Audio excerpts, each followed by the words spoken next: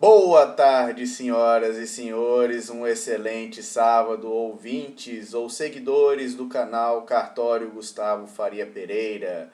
Hoje vou falar uma coisa bem diferente do concurso público que está tramitando para o provimento ou remoção de notas e registro do estado de Goiás, mas é extremamente importante, não só para todos que atuam na área notarial e registral, seja diretamente ou indiretamente. E o que seria? Sobre o desmembramento do solo, ou melhor dizendo, do parcelamento do solo. Que eu digo uma coisa, pessoal, a importância disso é tão grande que eu acho que deveria ser cobrado nos concursos. E óbvio, todos os editais falam sobre a Lei 6766, mas deveria ter um pouco mais de credibilidade e cobrança, até da Lei 10.257, que pertine ao Estatuto das Cidades, que fala sobre o plano diretor. Infelizmente, não é levado tanta a atenção, porque para isso, para um registrador de imóveis, é tão ou mais importante saber do que os elementos do assento do natimorto, do livro C auxiliar. Não desmerecendo, obviamente, mas o dia a dia dele vai ser mais provável que a pessoa encare essa situação de mexer com o plano diretor. Direito urbanístico é essencial, até na qualidade de cidadão, principalmente para o registrador que vai atuar no interior. Por que eu falo isso? Por questão de cidadania, por questão de bom planejamento. Um bom registrador, ele é essencial para o desenvolvimento urbanístico da cidade. E uma cidade que não tem um bom registrador de imóveis, ela pode ter problemas no seu mercado imobiliário, no seu desenvolvimento, no seu crescimento enquanto urbe. Certo, pessoal? E vamos lá. Vou falar um pequeno histórico. Qual foi a primeira lei, aliás, a lei mais antiga que começou a dar importância sobre parcelamento do solo? O Decreto-Lei número 58 de 1937. Lógico, teve um enfoque mais civilista. E culminou atualmente com a Lei 6766 e a Lei 10.257, que regem os parcelamentos de imóveis urbanos. Certo? O 10.257 é o Estatuto das Cidades. Certo? Lembrando, pessoal, que o imóvel que for objeto de parcelamento, que não tiver a matrícula, o proprietário vai ter que fazer o quê? Primeira coisa, providenciar a abertura de matrícula em seu nome, ok? De acordo com o artigo 176 da Lei número 6.015, ok? E isso não é um procedimento difícil de abertura de matrícula, está previsto na Lei 6.015 tranquilamente, ok? E lembrando, a área de inscrição do imóvel a ser parcelado deverá corresponder à área ou descrição. Ah, mas e se tiver errado? Ou seja, é necessário antes de promover qualquer situação, ou for necessário uma fusão ou unificação para promover esse parcelamento, uma retificação nos termos do artigo 213 da lei número 6.015, ok?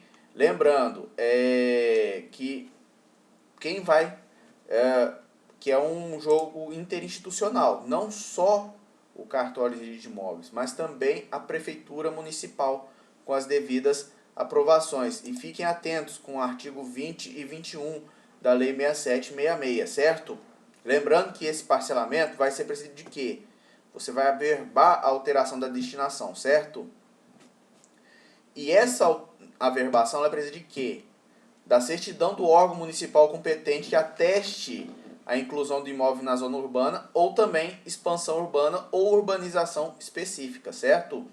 Lembrando, uma vez que se for ocorrer isso, se tiver situado ou for imóvel rural, e isso ocorre muito, Silvânia, principalmente aqui, no final da cidade já tem uma fazenda. Assim, eu moro num setor que ao lado tem uma fazenda e você começa a ver uma produção de soja em determinado período. Não, e isso é uma realidade em vários rincões do nosso país. As cidades vão expandindo e vão fagocitando a área rural. Isso é normal. Essa fazenda daqui a alguns anos, eu aposto, espero que o proprietário não ouça o que eu estou falando, mas ela vai ser fagocitada. Alguém vai comprar aquela fazenda e aquilo vai virar um loteamento. Silvânia vai expandir, há de se expandir e vai crescer e a ponto de fagocitar a zona rural. E isso é um movimento natural, da mesma forma que já teve a fazenda Vaca Brava em Goiânia, e vocês, quem for de Goiânia, deve até pensar, fazenda Vaca Brava tem o nome de uma região muito parecida aqui, é até um parque atualmente, só para vocês terem uma pequena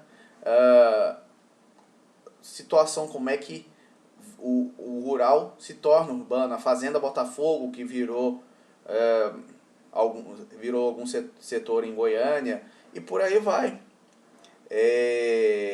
Fazenda Saia Velha, que ficou na região de Brasília, e por aí vai. E é natural isso. E nesse procedimento se aplica o artigo 19 da Instrução Normativa número 82, certo, pessoal? Que você vai dispensar a anuência prévia do proprietário nesse caso, ok? Lembrando que, uma vez anuída pelo município esse parcelamento do solo urbano, que se divide em quê? Desmembramento e loteamento, certo? De acordo com a lei 6.015. Também tem a figura do desdobro. Ok, pessoal? Lembrando que a manifestação do INCRA só seria cabível nos casos expressamente previstos em lei, ok?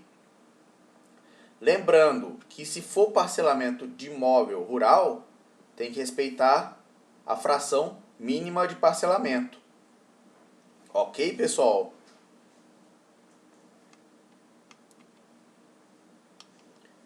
Lembrando também que esse parcelamento tem que ter uma base o quê?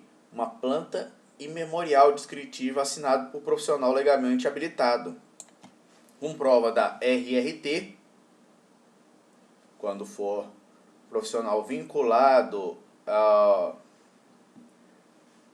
ao Conselho de Arquitetura, o CAL, o ART, quando vinculado ao CREA, por exemplo, engenheiros, ou TRT, quando técnicos industrial, ou quando for um técnico, certo? Lembrando que o parcelamento, quando for onerado, ele pode ser, quando tiver algum ônus, ele pode ser feito pelo titular de direito real, mas tem que ser esse ônus transportado para as novas matrículas, ok, pessoal? O artigo 1077 do Código de Norma. Lembrando que vai independer de registro imobiliário o desmembramento de pequena monta, certo? Que é a subdivisão do lote, que não vai implicar o quê? Abertura de novas vias e logradouros públicos, nem prolongamento, modificação ou ampliação das já existentes. Ou também necessidade de execução de obras ou melhoramento públicos. Também as divisões entre vias celebradas anteriormente a 20 de dezembro de 79, 20 de dezembro que é a data da lei 6766, as divisões entre vivos de condomínios formados antes da vigência da lei 6766, divisões consequentes de partidas judiciais, cartas de arrematação, adjudicação de mandados e alienações ou promessa de alienação de parte de glebas, desde que no próprio título seja requerido pelo adquirente compromissário fusão ou unificação do imóvel com outro contíguo de sua propriedade, certo? Também outra situação, negócio que compromissos formalizados até 20 de dezembro de 79, isso ocorre, pessoal. Eu já recebi escrituras anteriores a 79 e passíveis de registro, por incrível que pareça. Cessões e promessas, cessão integral de compromisso de compra e venda, entre outras e outras situações, certo? Vamos lá, pessoal. O desmembramento. O que é o desmembramento? Eu estava falando das espécies de acordo com a Lei 6766. O que é o desmembramento? Desmembramento nada mais é que a subdivisão da gleba em lotes destinados à edificação com aproveitamento do sistema viário existente, desde que não implica a abertura de novas vias e logradouros públicos, nem no prolongamento, modificação ou ampliação dos já existentes. Olha só, pessoal. Não vai criar novas vias. Olha o bizu. Desde que não criem novas vias. Ok? Lembrando que o desmembramento tem que atender às dimensões mínimas de 125 metros quadrados, previsto na Lei 6766, certo? E mais uma coisa.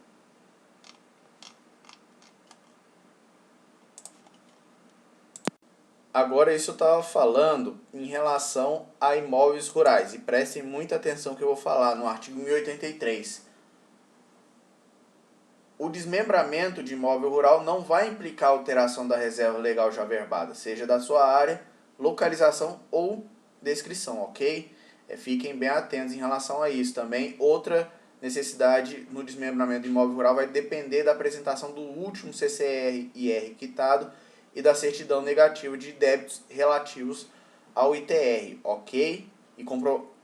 Ou também guias e respectivos comprovantes de recolhimento do ITR nos últimos 5 exercícios fiscais. Pessoal, agora eu vou falar de loteamento.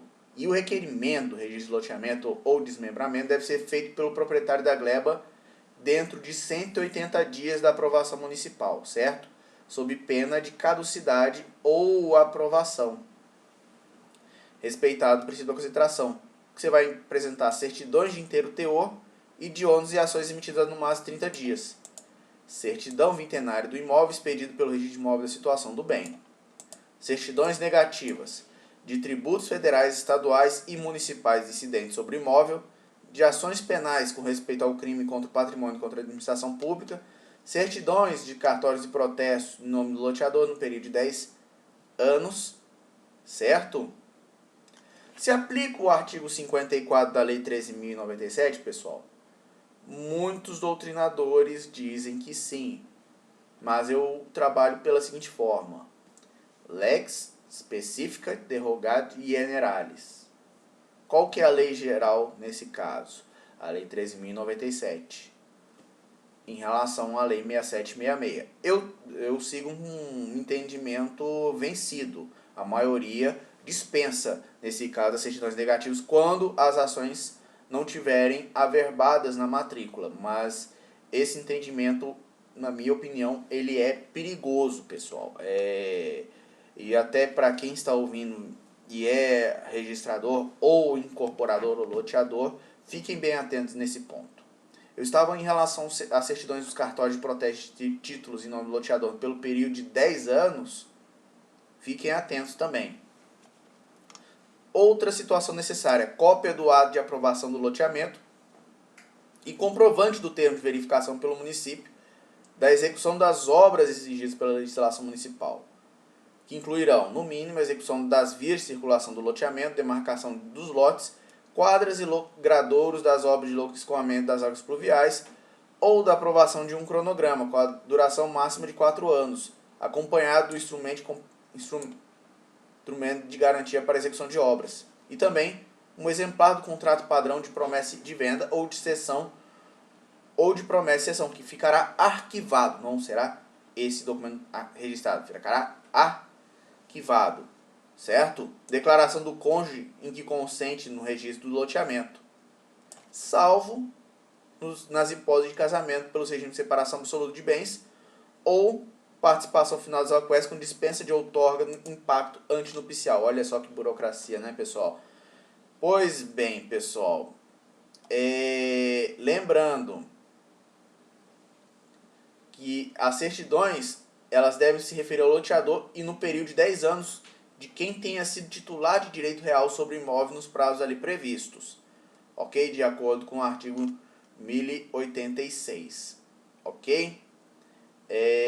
Lembrando que isso vai ser autuado o processo vai ser autuado pelo registrador, ok?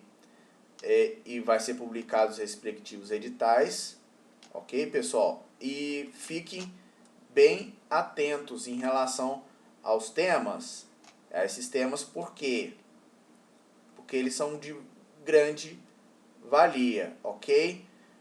E lembrando que haverá abertura de matrículas individuais referentes a áreas públicas, ok? Fiquem atentos em relação a isso, ok? Lembrando que a abertura de matrícula dos lotes não precisa ser imediata, ok? Mas a prática acaba o sendo. Pessoal, posteriormente eu vou explicar melhor sobre o tema e desde já agradeço a atenção de vocês e vamos que vamos. Desejo um excelente fim de semana para vocês e tudo de bom. Um grande abraço e tudo de bom.